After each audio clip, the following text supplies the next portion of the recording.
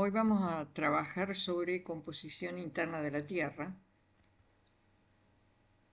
y les hago la aclaración que este video tiene esta presentación donde dice Locos por la Geología porque en realidad es un trabajo muy resumido, un video muy corto, muy sintético para hacerlo fácil y entretenido si es posible, de muchísimos posts en donde mucho del detalle que aquí no voy a mencionar se encuentran bien especificado a lo largo de numerosos textos distribuidos a lo largo del tiempo. Este video subirá, por supuesto, también al blog, pero repito, si se desea entrar en detalles mucho más finos, tratar los temas con mayor profundidad, les recomiendo ir precisamente aprovechando este link. En realidad esto no es un link, sino que tendrían que copiarlo, eh, ir directamente al blog y colocar las palabras claves como composición interna de la Tierra y ahí van a encontrar, buscando en la ventana interna de búsqueda interna del propio blog, van a encontrar mucha más información que la que yo acá voy a presentar de una manera muy apretada. Para conocer la composición interna de la Tierra, obviamente hay diversos métodos de determinación.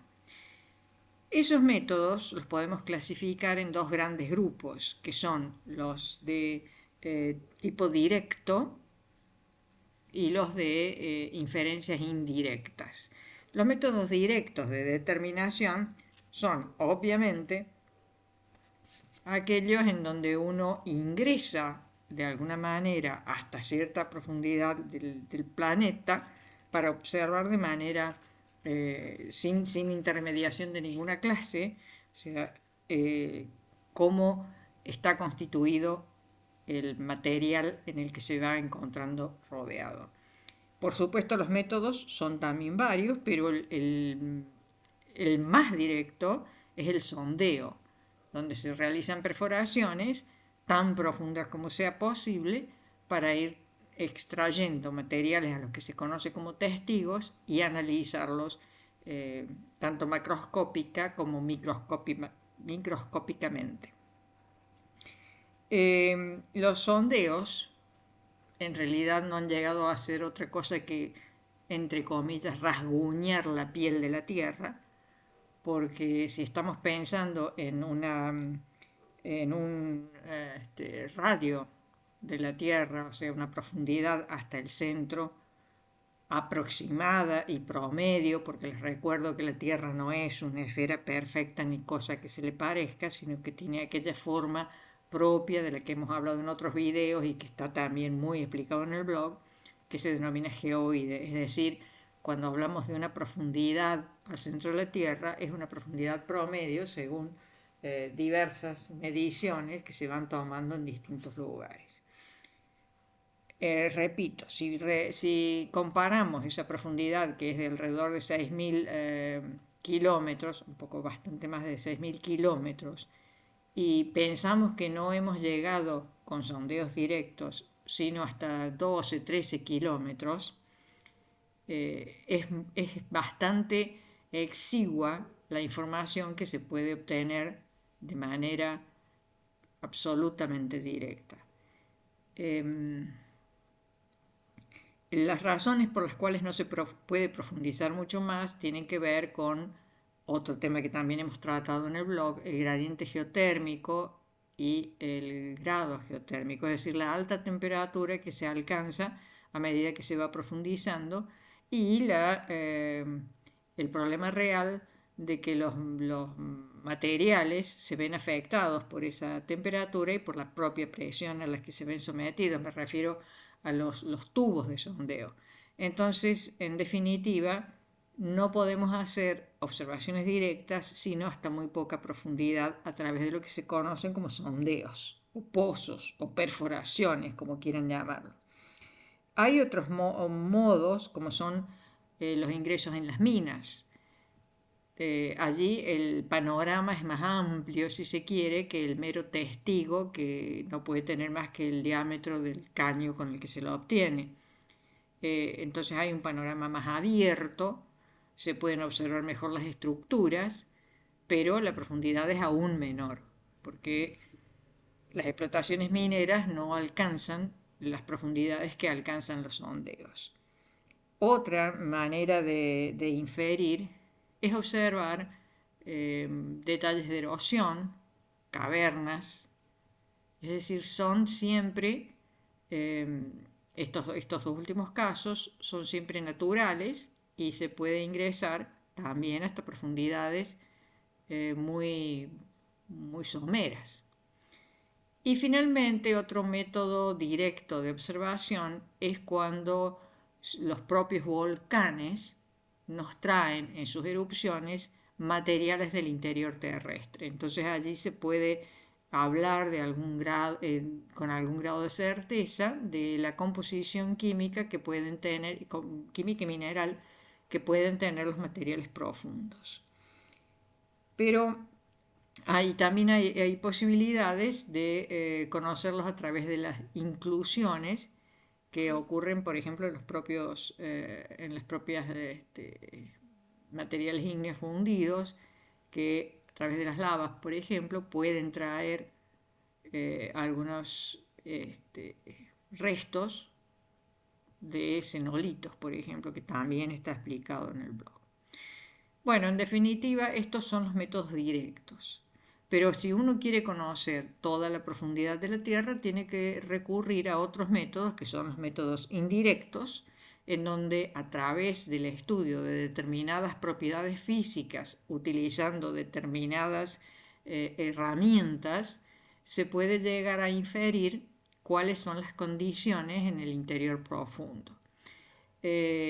Todas la gran mayoría, digamos, no todas, pero la gran mayoría de estas observaciones alcanzan profundidades muy superiores a las de los sondeos, pero hay solamente un método que nos puede traer información bastante fehaciente de todo el interior terrestre, de toda la profundidad terrestre, que ya lo vamos a mencionar.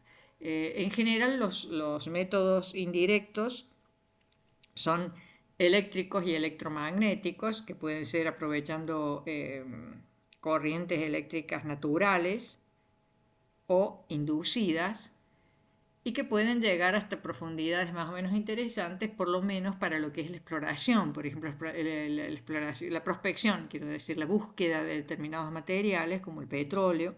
Ahí se utilizan el agua también, se utilizan mucho estos métodos que también alcanzan solamente profundidades que no atraviesan todo el planeta.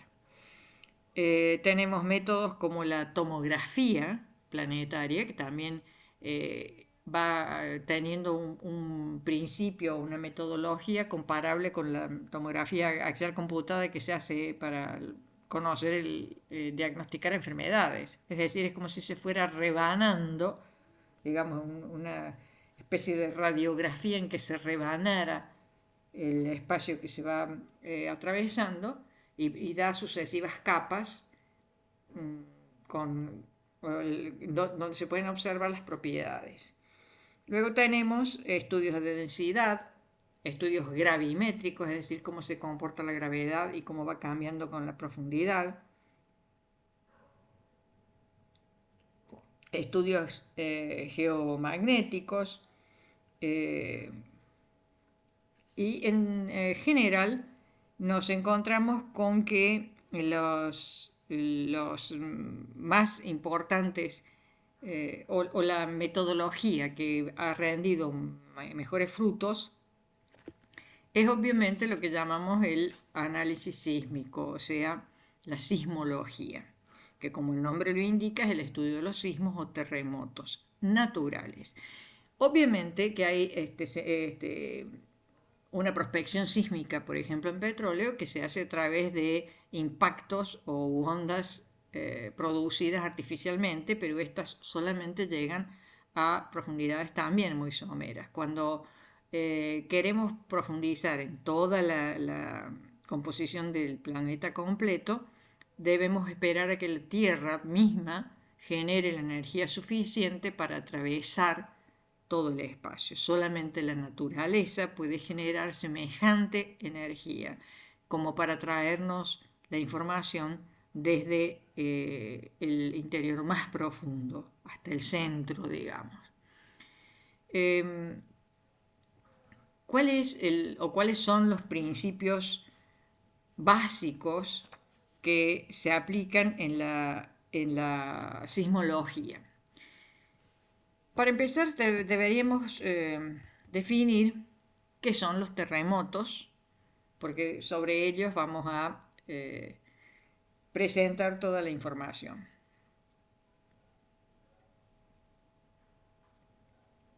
Debo decirles que cada tanto hago una pequeña pausa porque estoy tomando café, porque estoy haciendo este video muy tarde a la noche.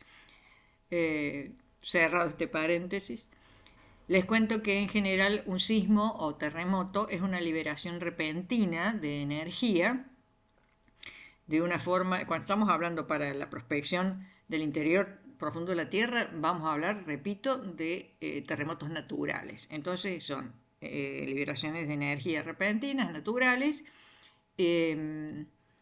cuya transmisión, la transmisión de la energía me refiero, ocurre a través de ondas.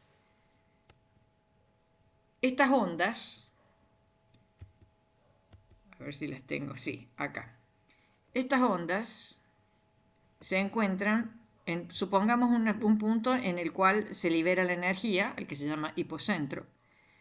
Desde ese punto, en donde hay una liberación, va a haber materiales que son impactados, digamos, de alguna manera, entonces se encuentran más próximos entre sí. Esto que muestro acá, ahí está, esto es un corte de una esfera, es decir, un corte ecuatorial de una esfera. Porque la transmisión de la energía ocurre en todas las direcciones del espacio. Entonces, en definitiva, ocurren a través de todas las dimensiones. En definitiva, acá estamos cortándolos a través de un plano, ¿sí? Entonces, si en un punto se encuentran más comprimidos, en el siguiente se verán más rarefaccionados, es decir, las partículas se alejarán. En el siguiente volverán a estar comprimidas y así sucesivamente, generando lo que son ondas. En estas ondas no hay un movimiento de partículas, sino una transmisión de energía de partícula a partícula. Las partículas se agitan, se mueven, se vibran en el lugar, pero transmiten su energía a cada una de las partículas que tienen a su alrededor. Entonces, repito, no hay un traslado de partículas ni de materia, sino de energía. Para hacer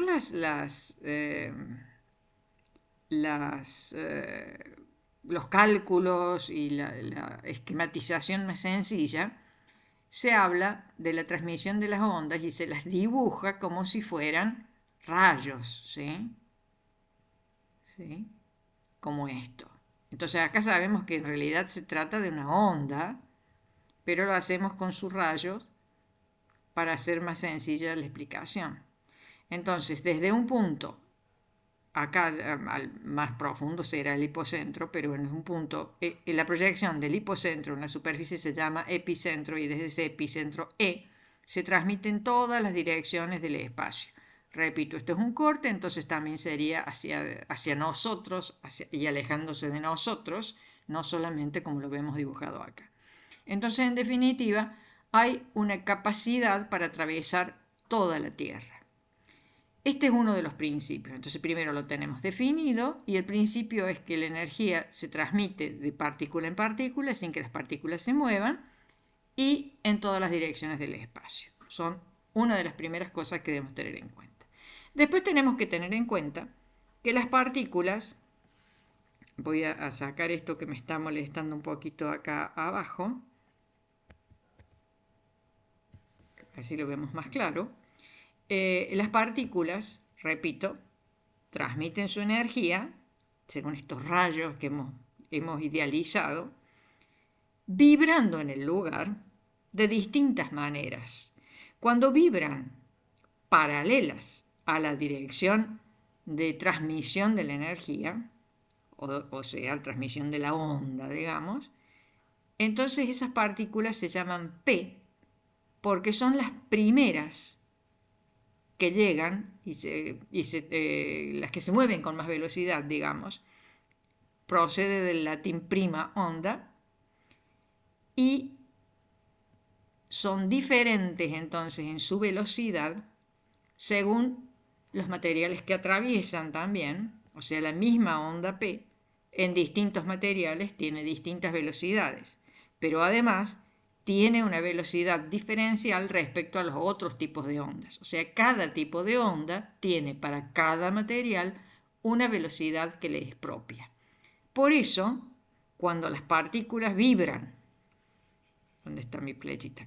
Cuando las partículas vibran, si acá esta es la dirección de transmisión de la energía, ¿no?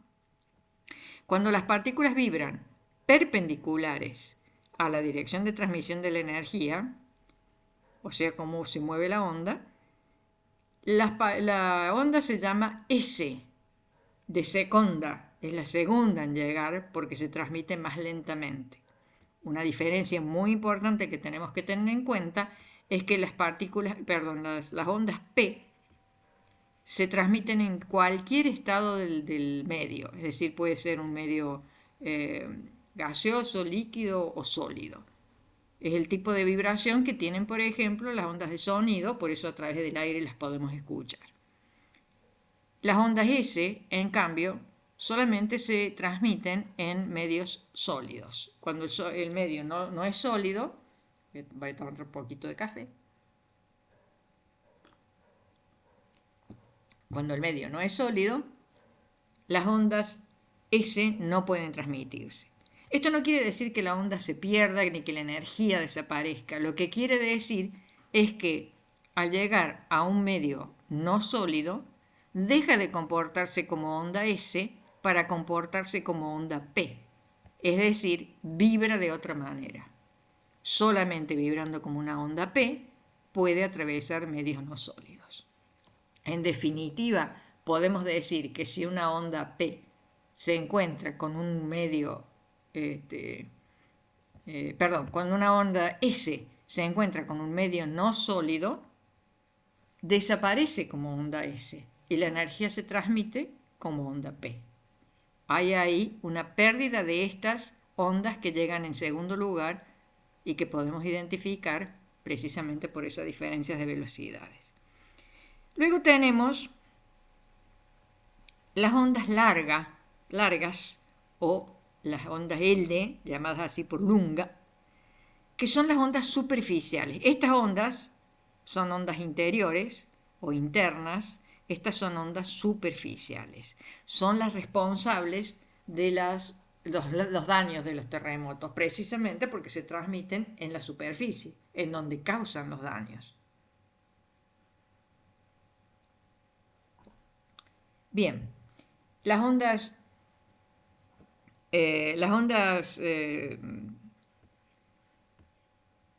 Lunga, es decir, las ondas largas o superficiales, estas son las interiores o profundas, estas son las superficiales, que repito, son las que causan los terremotos, son básicamente de dos tipos, las ondas Rayleigh y las ondas Love. Las ondas Love aparecen generalmente en la interfase entre dos medios diferentes. Este medio tiene una cierta velocidad, este otro medio tiene, acá es como si lo hubiéramos destapado al medio. Este debería estar hasta acá, pero para poder ver qué es lo que pasa, porque pasa justo ahí en el límite entre esta capa y esta capa, entonces, en ese caso, se trata de ondas que denominamos Love.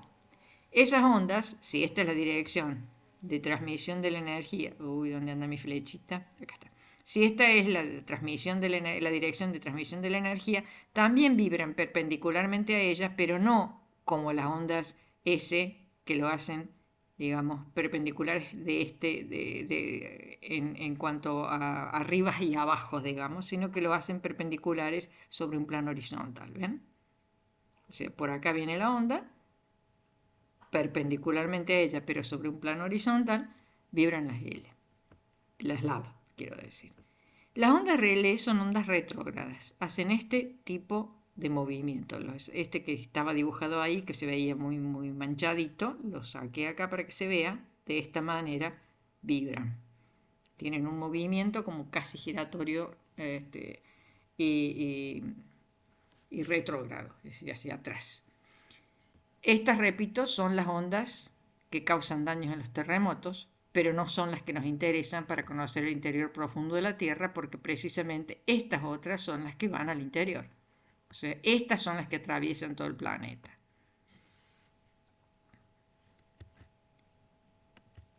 O sea, son las que hacen si este fuera un corte de la Tierra, son estas las que nos interesan, las que pueden atravesarlo completo, las que van de un lado al otro del planeta. Y no sé si se ve con claridad, pero esto que se ve acá abajo es un sismograma. Esto se obtiene con aparatos que se denominan sismógrafos, que van registrando cómo van vibrando precisamente esas ondas. Como ya dijimos, para los distintos materiales tienen distintas velocidades, pero que para el mismo material las ondas tienen distintas, según qué onda se trate, tiene distinta velocidad. Entonces podemos distinguir cuál es el tren de ondas de las P, cuál es el tren de onda de las S. Entonces sabemos cuándo están pasando o estamos registrando ondas P o cuándo estamos registrando ondas S. Y acá viene la parte interesante.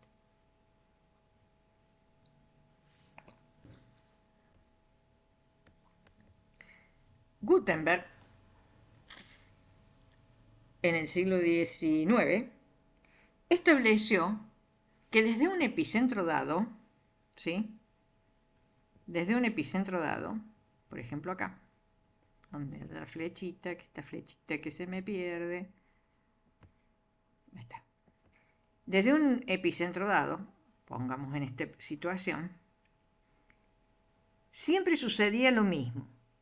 A los 105 grados, es decir, se transmitían y se podían recibir la energía de esas ondas en toda una red de sismógrafos en cualquier lugar del planeta, ¿sí?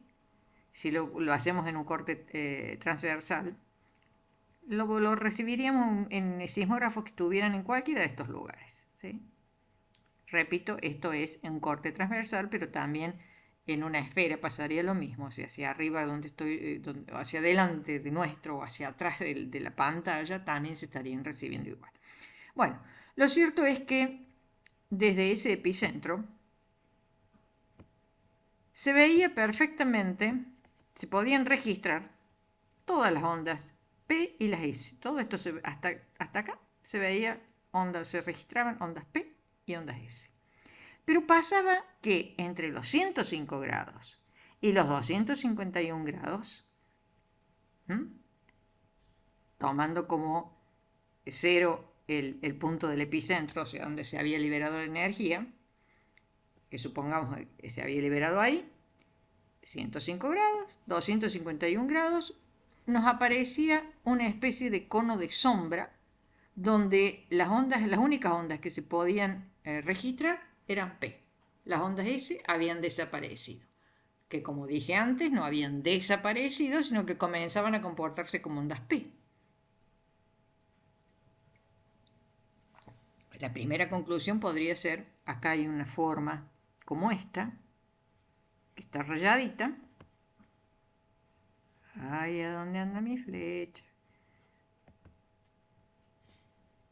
Todo como esta que está rayadita, ¿sí? Hay un cuerpo que no es sólido, porque las S desaparecen. Pero, si en lugar de ser el epicentro en este sitio apareciera en otro sitio como como este, por ejemplo, a los 105 grados y a los 251 grados de este otro sitio, pasaba exactamente lo mismo. Desaparecían las ondas las S, y comenzaban a comportarse como P.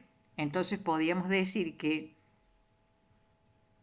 ahí donde hay rayaditos en las dos direcciones, ¿sí?, donde coinciden el rayado de esta y el rayado de esta, hay un cuerpo no sólido.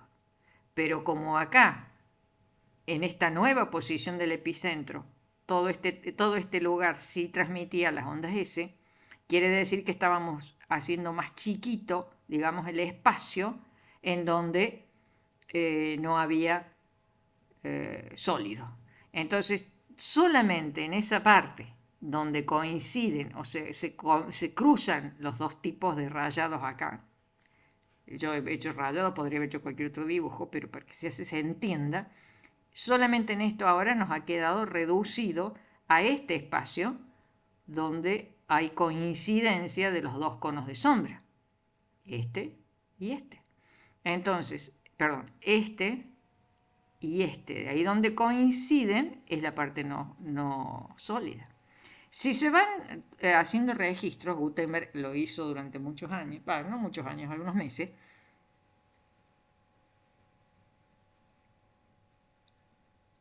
Sorbito de café.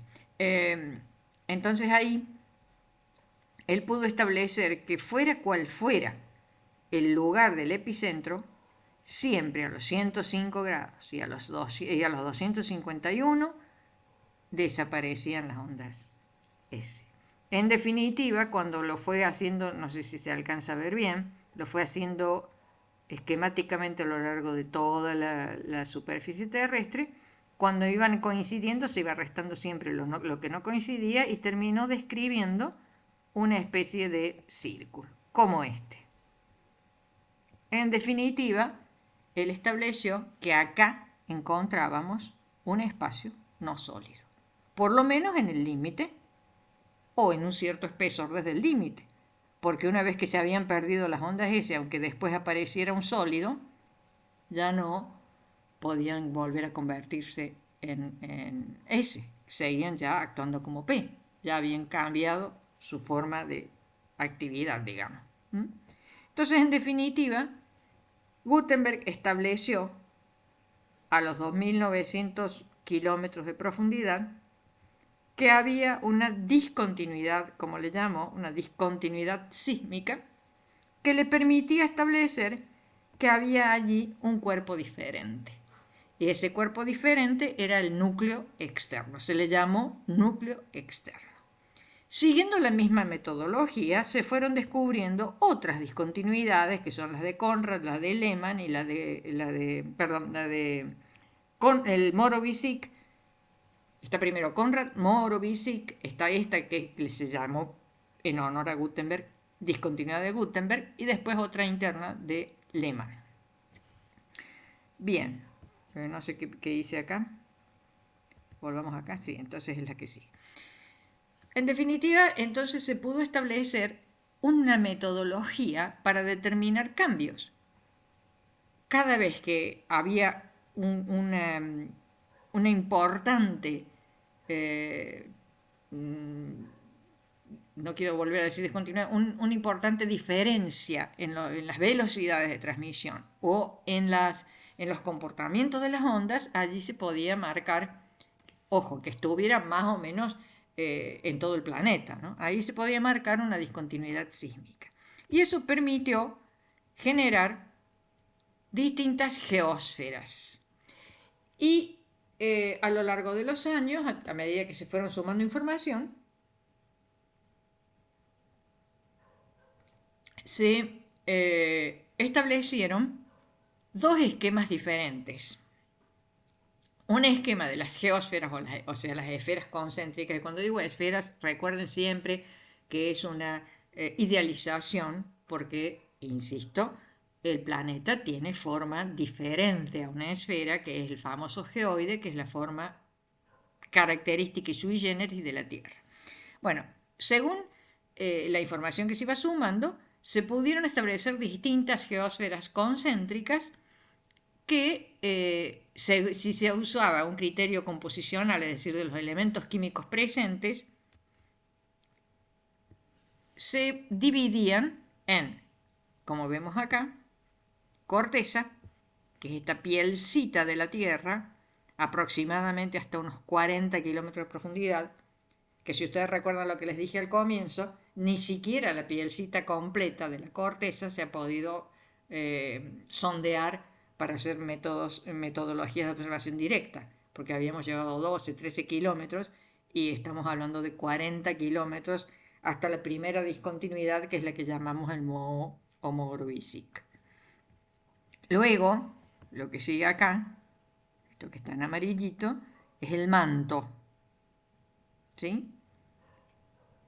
Con una composición diferente a la de la corteza. Y luego tenemos el núcleo externo, que es ahí donde se nos perdían, esta es la discontinuidad de Gutenberg, que es ahí donde se nos perdían las ondas S, es decir, que esto se asume que no está en estado sólido.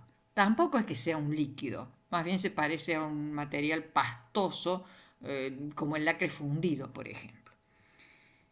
Y luego está una discontinuidad que se llama de Lehmann y el núcleo interno. Entonces tenemos, según un criterio composicional, corteza, manto, núcleo externo y núcleo central o interno. Bueno, yo esto lo he tomado de internet al dibujo, de modo que algunas cositas, como pasa siempre en Wikipedia o no me acuerdo de dónde lo tomé a esto, porque hace muchos años pues, lo puse en el blog, en el post específico.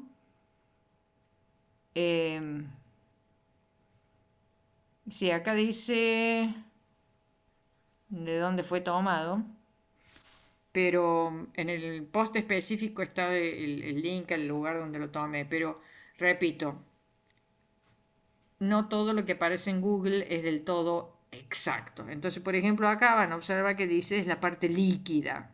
No es que sea, repito, una parte líquida. O sea, acá dice donde andamos, flechita, flechi, flechi. Acá está. No es que sea una parte líquida, es una parte pastosa, semifundida. Eso es el núcleo externo, pero alcanza para que se nos pierdan las ondas S. Bien.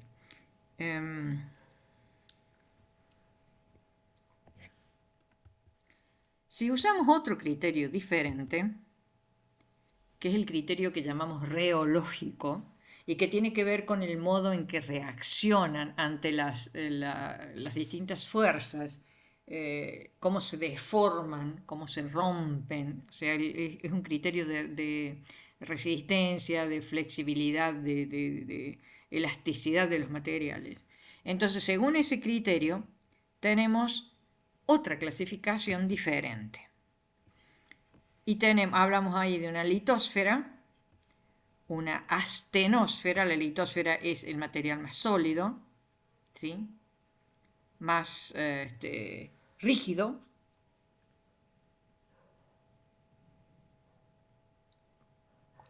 No debí decir sólido, debí decir rígido, porque a lo que estamos refiriéndonos es al estado de resistencia de los materiales, ¿sí? Entonces este es más rígido, este es más deformable.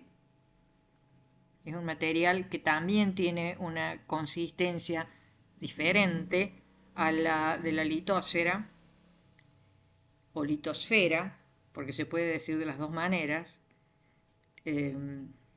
Este otro también se puede llamar astenosfera o astenosfera. Asteno quiere decir débil. Es un material más fácilmente deformable,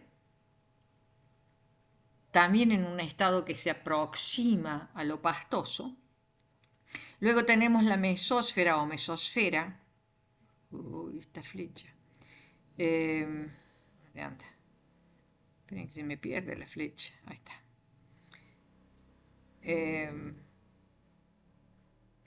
La mesósfera o mesosfera, ya vamos a ver a qué corresponde según el otro criterio, vuelve a ser un material mucho más rígido. El núcleo externo, esto también está tomado de internet, razón por la cual dice líquido, cuando en realidad lo que debe decir es no sólido, porque insisto, no es que sea un líquido, sino en un estado semifundido, más parecido al magma, digamos, pero no estamos hablando de que sea magma. Y luego tenemos el núcleo interno que vuelve a ser sólido. El núcleo interno, en el caso de la composición, o sea, en lo que veíamos antes, es lo que antiguamente llamaban el NIFE, es decir, níquel y hierro. Son concentraciones de los materiales más densos. Ahora, ¿cómo se resumen estos dos criterios? Si intentamos reconstruir ambos criterios, entonces tenemos las siguientes geósferas o geosferas. Tenemos el 1, que es la corteza, ¿sí?, con la discontinuidad de Mohorovičić a los 40 kilómetros, que si ustedes han ido a leer el post de la isostasia van a ver que tienen esta... Por supuesto que esto no está hecho a escala, ¿no? Esto está como para que se pueda ver cada una de las cosas que quiero mostrarles, pero no está hecho a escala, no lo piensen como en escala, porque esta corteza nos está resultando excesivamente espesa para lo que es en la realidad. Insisto, no está hecho a escala, pero para que lo puedan ver, tienen una forma en profundidad que más o menos es una imagen especular, ¿sí?, de lo que pasa en la superficie. O sea, en la superficie es bajo, tienen una raíz poco profunda. Si es alto, tienen una raíz más profunda. Este es el principio de la isostasia, que está también muy explicado con mucho detalle en el blog. Ahora repito, esto es una síntesis muy apretada, simplemente para que entiendan la composición de la Tierra. Nada más que ese es el objetivo de este videito de hoy. Porque, repito, es un videito corto y fácil. Por debajo de los 40 kilómetros aproximados en que se encuentra la discontinuidad de Mohorovičić, se encuentra lo que se llama, ¿sí?, lo que era, digamos, el manto en el criterio composicional. En el criterio reológico, ¿sí?, la corteza más una parte de ese manto que veíamos allá, todo esto junto constituye la litosfera. Cuando hacemos un resumen de los dos criterios, reológico y composicional, esta litosfera incluye toda la corteza más una parte del manto que es anómalo. El 2 por eso abarca todo lo que era el manto en el criterio composicional. Entonces, según el criterio composicional, esto es, vamos a repetirlos: 1, corteza; 2, manto; 3, núcleo externo; 4, núcleo interno. Pero acá, cuando juntamos ambos criterios y le agregamos el reológico, entonces la litosfera, que vimos en el criterio reológico, abarca toda la corteza y una parte del manto, que se llama manto anómalo, ¿sí?, o que le llamaban la mesósfera.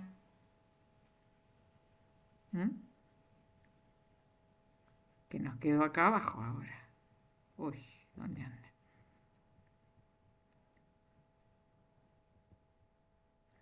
Uy. Acá abajo de la astenosfera nos quedaba la mesósfera. Pero acá tenemos la astenosfera, que era esa capa débil a la que nos referíamos y que está aproximadamente a unos 100 kilómetros.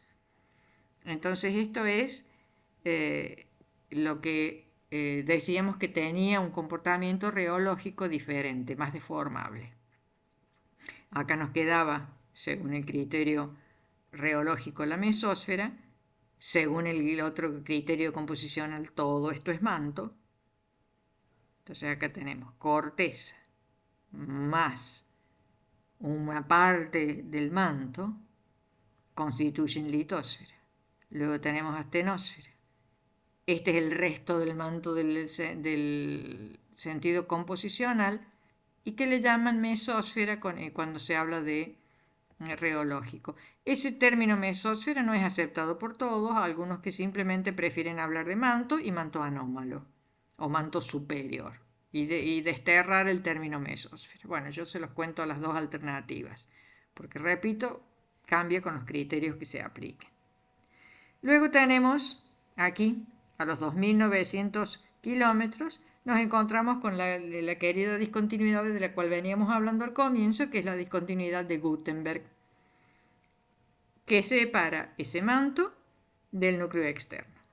El núcleo externo y el núcleo interno conservan sus nombres en cualquiera de las clasificaciones, ya sea reológica o composicional. Y luego tenemos aproximadamente a los 5.100 kilómetros, tenemos el núcleo interno, que decíamos era aquel que tenía un enriquecimiento en materiales pesados, como el hierro, por ejemplo. Acá hay una notita que nos dice que hay una discontinuidad menor, que es la de Conrad, que aparece en la corteza, separando el sial del cima, que son la corteza continental, siálica, es decir, de silicio y aluminio, menos densa, y la simaica, que son los fondos, o sea, de cima, lo que se llama cima, que es silicio y magnesio, de los fondos oceánicos. Entonces, con esto tenemos finalmente armado nuestro esquemita de lo que es la composición interna de la Tierra, las geosferas internas,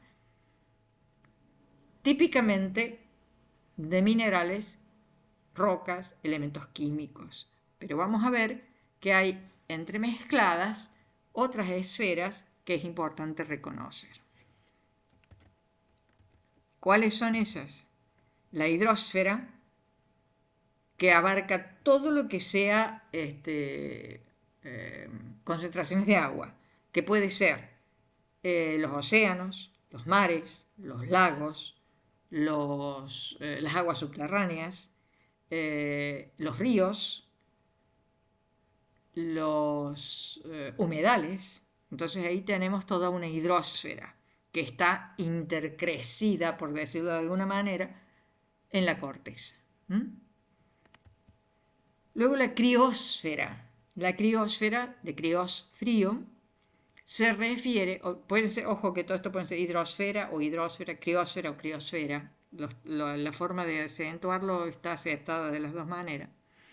La criósfera es las partes superficiales del planeta en donde lo que nos encontramos son los glaciares, sean continentales, sean alpinos. En algún momento haremos un video con todas esas. Con cada una de estas esferas vamos a hacer videos más adelante. Repito, hoy es un video muy cortito, muy fácil, muy simple, muy introductorio. Luego tenemos la pedósfera, que es la esfera de los suelos. Recordemos que también está con mucho detalle explicado en el blog. Pedología es el estudio de los suelos en un sentido geológico. El sentido agronómico o del agricultor se llama edafología, pero en el sentido geológico se llama pedología, y el sentido geológico es cuando nos interesan cosas como el suelo como indicador de cambios climáticos, como un geoindicador, digamos, como indicador también de cambios ambientales, como parte de la conformación de un paisaje, como parte de la evolución de un paisaje, donde hay una relación que a nosotros nos interesa, que es material originario geológico, o sea, la roca o el sedimento, con con el suelo. Esa es la parte que a nosotros nos interesa, esa interfase. La interfase suelo-planta a nosotros no nos interesa, o lo vemos muy de pasadita, porque eso es competencia de los agrónomos, no de nosotros. Bien, y luego tenemos la biosfera. La biosfera está intercrecida en el aire, en el agua y en el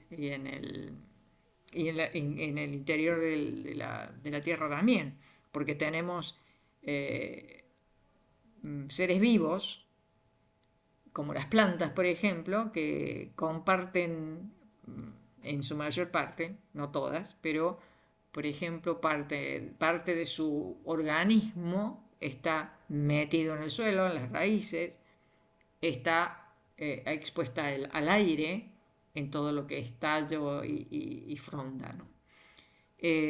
Hay algunos organismos que son exclusivamente acuáticos, entonces están metidos en la hidrosfera, y hay organismos que son trogloditas, es decir, que viven en las cavernas, por ejemplo, o sea, en el interior de la corteza. Entonces, en definitiva, la biosfera, donde estamos también nosotros, está muy extendida y abarca casi cualquier ambiente. Y luego tenemos la atmósfera, que es ya saliendo de estas que vimos antes acá arriba, todas estas están metidas en algún punto en la corteza que hemos visto en lo que veníamos hablando antes. La atmósfera se escapa de la corteza, sigue siendo parte del planeta porque es una envoltura gaseosa que lo acompaña mientras se mueve por el circuito, digamos, que hace alrededor del Sol, y le pertenece, es parte de la Tierra, pero está por fuera ya de la corteza.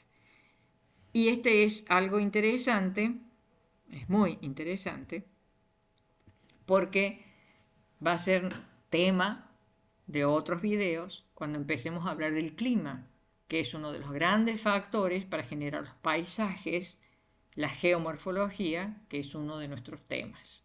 La atmósfera, a su vez, si acá viéramos, supongamos, si está fuera de la superficie terrestre, desde allí hacia arriba, tiene los siguientes capas concéntricas, que son la troposfera hasta los 18 kilómetros, que son las que generan las condiciones meteorológicas que nosotros disfrutamos o padecemos, según el caso, diariamente. Luego es aquí donde se producen todos los fenómenos meteorológicos, como las lluvias, los vientos, etc.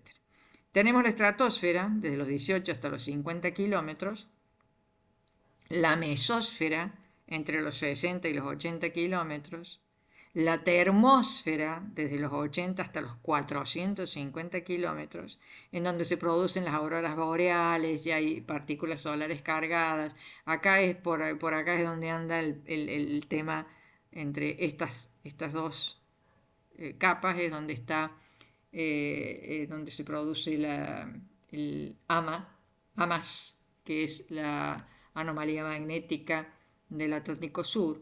Va a ser también un tema de otro video.